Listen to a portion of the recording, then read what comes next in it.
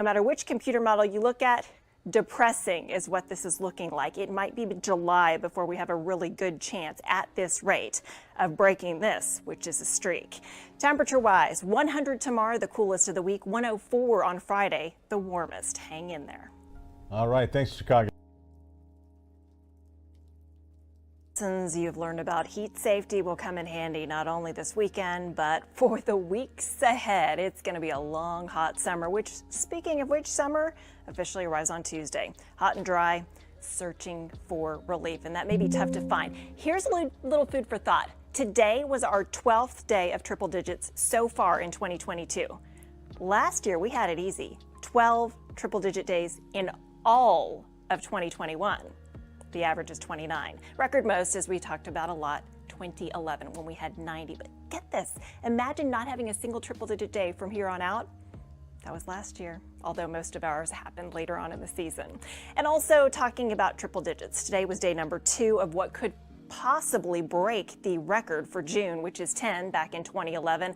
At this point, I don't know about the record longest, which is 27 also back in 2011, but we're just basically going to be watching day upon day of heat through the area. 91 outside right now. Our high temperature today made it to 100 degrees. The good news, at least there's something there to offer, is that our air quality will be improving through the upcoming weekend as that Saharan dust moves out. We'll see a nice lull with better conditions from Sunday through Wednesday, another weak pulse of dust moving in by Thursday. For now, temperatures still in the upper 80s to low 90s in many areas. Florence, you're one of the outliers, 79 degrees outside right now. And for your temperatures tomorrow, get outside, do that exercise early. We'll have lots of sunshine in place, high temperature up to 100 again. No record, the record of 106 should be safe. Then for Father's Day, up to 102, Juneteenth, anything at the lake, at the pool, is going to be a rough one to try and stay cool. Now, we tried to get some sea breeze showers in here today. That did not happen, and unfortunately, I don't have any more rain in your forecast for the foreseeable future.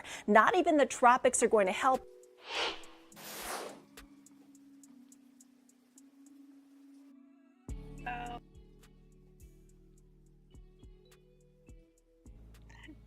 How's everybody doing? I was going to do this from home, hanging out with the boys, but then I looked at the clock and I was like, nope, we got to beat the midnight clock. So here we are. How's everybody doing? Lots of people up late tonight. Let's see, Evans, Kevin, Mike, Sherry, Parker, Charles. Oh, maybe it's been a while, Parker, since you've watched. So yeah, this is what I do nowadays, trying to be all spiffy and stuff with the layout and everything. So in a nutshell, yeah, it's just hot. Triple-digit temperatures likely every single day. Not much in the way of shade. Rain is now pretty much off the table for at least a week, the way things are looking. I guess there are a couple silver linings. One of them, hi Dixie, thanks for checking in again. Sherry, hey, hey, say it finally cooled off a little. Bob says hurricane boots, high pressure still to go. Oh boy. So basically what I'm looking at right now is, at least for the next week, very quiet conditions all across the area. Temperatures for afternoon highs will probably be hot, but just shy of records, the way I see things right now. Parker, did you notice the earrings I'm wearing? Oh wait, did I take them? Oh, I took them off after the show. Okay, I was wearing my OU earrings, but thank you. Chris in the house from the Pacific Northwest. Hope you're doing great. Thank you so much for checking in. All right. So essentially, it's a pretty cut and dry forecast as far as what to expect. You know, you can download our app, you can get the hour by hour forecast, but the general trend day in and day out for the foreseeable future will just be hot conditions. Today, I really thought we might have had a shot at catching a sea breeze shower. It just was not in the cards. So not only did we not see sea breeze showers, we didn't see showers at all for our area. Areas toward the east, though, did pretty well, all things considered, with some areas picking up rain in Houston and much of East Texas as well. Also wanted to note that there was a fire that broke out earlier in the day. It'll load up in just a second. The smoke tracker takes a bit. There was a fire earlier in the day in Williamson County in the Jarrell area, and for a while it actually blocked traffic, or they had to close down parts of I-35 because of the fact that the smoke was so dense. But there is a little bit of smoke that is meandering across the area, and some good news in the dust department is that the Saharan dust is finally starting to diminish. The higher concentrations are up to our north now, and as we work our way through the rest of today, on through tomorrow, we should see it really thin out. That by Father's Day on Sunday, that dust may be pretty much gone. Enjoy that while you can, because then once we get into probably the Thursday, Friday timeframe of next week, we're going to start to see some more Saharan dust move in. At this point, it does not look nearly as thick, and it may just graze across the southern parts of our area on Thursday, and then perhaps become a little bit thicker on Friday. So important notes are that the dust obviously has been terrible for our air quality. It'll be in the moderate range for tomorrow, but also dust tends to inhibit tropical development. We'll take a look at the tropics in just a moment. Temperature-wise, 100 was our high at Camp Mabry, 98 at the airport. Neither of those is a record. Drought remains bad. In fact, really bad, and the outlook is for the drought to persist or intensify as we continue through the rest of this season and on into the next. Let's see, Chris says it was in the 50s all day there, January. Oh, I like that. You guys have had definitely the cooler end of the equation. Margaret, good evening to you. Say less dust, thank goodness. I know even this evening, sunset was not nearly as dusty, which I was super happy about. It was like, oh wow, there's blue sky as opposed to just that dingy brown. Parker says, let's crank up the tropics. There's actually one computer model that's trying to do exactly that, which is I think what Bob was alluding to. But still too far out in time to really have any confidence. The GFS computer model has been trying to develop something.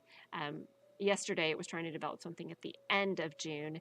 Today, it was trying to develop something in July.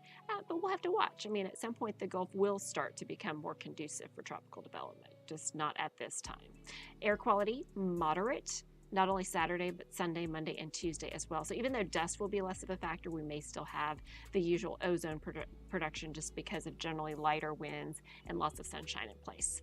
Only two things on the allergy slide. We had grass and mold. Both of those on the low side. So here are the actual highs that we had on Friday. Hottest spot actually was southwest of LaGrange in Fayette County, 102, the high temperature. So yeah, toasty, toasty. I showed you the drought conditions. Obviously, we need the rain. The Saharan dust is going to be improving, which is awesome to hear. And radar currently, it's all quiet. Earlier, we did have a little bit more action going on, but unfortunately, nothing materialized in our part of Central Texas. So from the highs we saw to the highs we will see, it's not going to be much different. Triple digits, hot and dry, still searching for relief. And incidentally enough, I posted this on Facebook and Twitter just a bit ago. Crazy stat. Today was our 12th day of triple digits. Last year, we only had 12 days of triple digits. No, not just through June. Through the entire year, we only had 12. And we're already there now. For perspective, our average first triple digit high is July 4th. We haven't even hit the official start of summer, which is Tuesday. The average for an entire season over the last 30 years, the 30-year averages are from 1991 to 2020. That average is 29. 2011 is the record. We had 90. In case you're wondering, by June 17th of 2011, we had 13. So we're only one off that pace. Gonna be a long summer, I think. A long summer indeed. Let's see, Cherry says, sleep well, going to bed so you can get up early, enjoy the morning. Same. Guess what? My alarm goes off at 6 a.m. Bob says, oh no, I'd never say anything based on one model. Oh, I know you wouldn't, but I was thinking that you were referring to a lot of the chirping going on from others. Renee says, hello. I know, it's been a while. How's everybody doing? Hope y'all are having a great summer break so far. Martin says, let me guess, no chance of rain and hot. How close am I? You are spot on. Spot on, in fact. So Yeah, it's just one of those patterns now. Say, will we hit 112 like in 2011? That's a good question as well. In the year 2000, September 5th, 2000, and also July, I believe it's 28th of 2011. That's the hottest ever on record for Austin, 112. I don't know. The drought conditions were much more extreme in 2011 to date than they are right now. So that's the biggest differentiator. We'll see. Current triple digit streak sitting at 2. Longest in June, 10. I think we may make a run at that, the way things are looking. All right, outside right now, it's quiet, not as hazy. 85 still at this hour. By morning, I think we'll be right around 75 degrees. That'll be the best time to get out. Enjoy the weather while you can. With 79 in Willow City, 78 in Florence, 83 in LaGrange. So here's a look at your hour-by-hour forecast for, I think this is Saturday still. It hasn't quite hit. Oh yeah, it's not going to flip until 1 a.m. I set it to flip at 1 a.m. instead of at midnight like I sometimes will have it. 100 degrees by 4 o'clock in the afternoon. Record high is 106 in 2011, and we will not get there. Then for Father's Day, happy Father's Day, by the way, to all the dads out there. 102 degrees. Also, not quite a record. Parker says this will end at some point. Or will it? Yeah, it will end at some point. Incidentally enough, after the crazy heat in 2011, it became actually a fairly wet fall. And then that particular drought finally kind of ended in 2012. But yeah, it was a doozy for sure. Here's a look at the lay of the land across Texas. And a ridge of high pressure has basically been in place. And today, there were winds coming in off the Gulf, and there was kind of a weak little disturbance out across the Louisiana-Texas state line. And there had been some showers and storms that managed to, basically develop. I may even be able to show them to you. Let me see. I'll go back to the last 12 hours so you can kind of see the progress of those. But it was interesting. At one point, I thought, okay, I think I can. The little engine that could. Let me see if it'll loop through. And it just did not come to fruition for us, try as it might. But essentially, the hope for sea breeze showers or any showers, today was the day. And if we didn't have it happen today, it wasn't going to happen. So unfortunately, it did not happen. Margaret says, has severe weather in Lake Conroe area earlier today. Doesn't surprise me. So you can see, there you go, in that loop, you can see some of the storms that fired up and have since pretty much fizzled. Nice while they lasted, I should say. So yeah, much ado about nothing, and now we're back to high pressure and control. In the tropics, a few little changes. Celia had been a tropical storm. It has become a depression. Blas had been a hurricane. It is now down to a tropical storm. Neither of those systems has been much of an impact to anything more than the waters of the Pacific Ocean. There's still this disturbance that's just north of Central America, near Belize, and it only has a 10% development chance. So, at least currently, nothing is imminent from the tropics. And more evidence of said lack of anything is the fact that you look at 2 different computer models and neither one is doing much of anything in terms of rainfall potential. So it may be another dry week. Oh, Margaret says you weren't there. You just heard about it. Gotcha.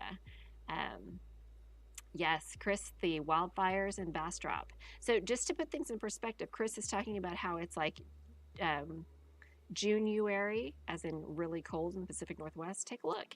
Our current pattern that we have is, if you guys know the Greek symbol omega, an omega block is basically set up. So you can see how it kind of arcs out and goes like this. So that omega pattern, basically we have storminess and cooler than average conditions along the Pacific Northwest and Northern California.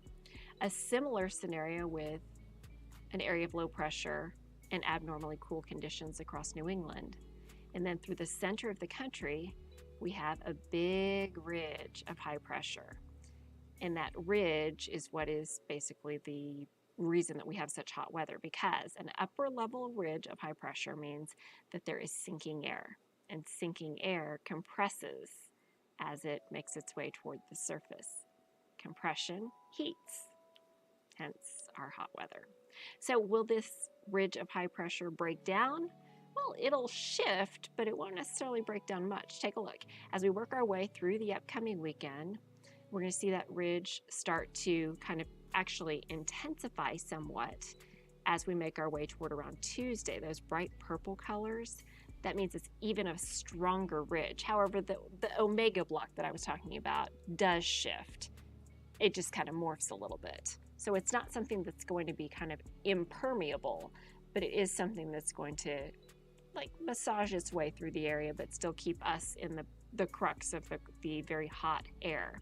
And in general, when you have these big ridges of high pressure, storms don't necessarily infiltrate the ridge, if you will. Instead, they ride around up and over the ridge. So the best chances of seeing storms will be on the periphery of said ridge. So occasionally you'll have storms that we basically call ridge riders. They ride along and up and over the ridge, but they don't go straight into it.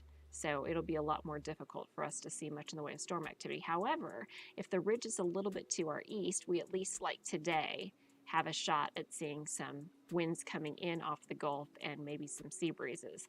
It's going to be tough.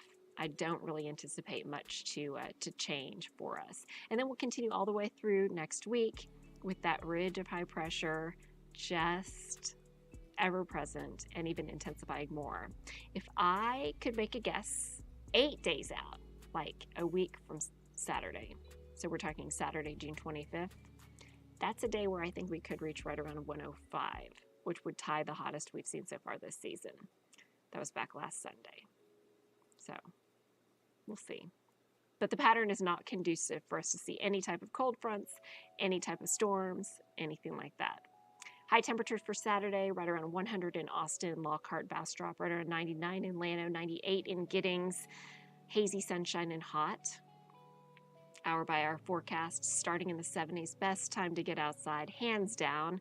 Light southwest breeze to start off the day. It will turn light out of the southeast by late afternoon as those temperatures soar. Parker says, you think we will hit the 110 to 115?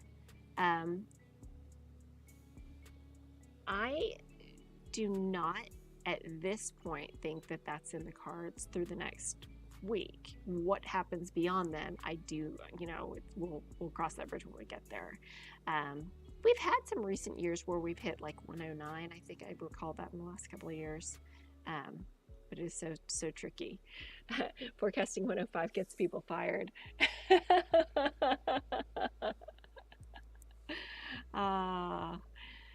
It's going to be a long, hot summer. All right, here's a look at Sunday. Maybe some patchy clouds to start, but that is it. And then by afternoon, we are stuck in the triple digits again. And I will go ahead and push this out a little bit so that you can see, while we will be more or less high and dry, there will at least be a possibility of some showers through the Houston area. It's just unlikely that they reach all the way over to us, which is why this deficit in rain that we're seeing is going to grow even more and more. Here we are, 17 now, since it's after midnight, 18 days in. The airport has only had 2/100ths of an inch of rain so far this year. I mean, not this year, this month, in the month of June. This is from the Weather Prediction Center, which frankly is actually even more rain than I think we'll see. It's showing just a few spotty areas that could see around 100th to at most 1/10 of an inch of rain. Just not looking likely. Renee says, are we trapped in some kind of pressure situation that's keeping the heat higher here? Heat here. Yeah, so it is. The fact that we've got this upper level ridge of high pressure overhead, that's basically the mechanism that's going to ensure that we stay hot for quite some time. Bob mentions the urban heat island. Yes. Concrete jungle. It's always going to be hotter in the city proper than in outlying areas. So we already showed you this tropic situation, which is not conducive for us to see any relief. And finally, that 7-day forecast one more time. Just in case you're wondering, the National Weather Service put out its outlook for July. No surprise here, warmer than average. The outlook for the rest of the summer, and even beyond July, August, September, warmer than average. And we're looking at our third consecutive La Nina, because La Nina is now expected to last through the rest of the year, which is pretty unusual to have a back-to-back-to-back La Nina. So yeah, just I'm not seeing a whole lot right now that says we're going to see big change. What we're going to have to hinge our hopes on will be that a tropical system does develop, which it may. We may see something develop, but just not in the next week. And at this point, just prepare for more heat. Stay cool, all that kind of stuff. Dixie, you have an amazing weekend as well. All right, we're going to call it. It is 12:12 in the a.m. on the weekend. I'm out of here. My alarm still is going off at 6. So I'm going to get home and try and pretend to get to bed. Renee says La Nina is Spanish for the Nina. Parker says good night and a great catching up. Likewise, I hope San Antonio is treating you well. Thanks as always for checking in. All right, you guys, La Nina, the Nina, the never-ending summer. Take care. You guys have a good one. As always, you can check in on cbsaustin.com for updated forecasts. And guess who's on board? Look at Chris. You're here. How's it going? I did see your comment, although I'm just now closing out the chat. But thanks for checking in. cbsaustin.com for your weather forecast anytime. And Austin Burks will be with you all weekend long, giving you updates. All right, take care, you guys. Have a great night. Take care.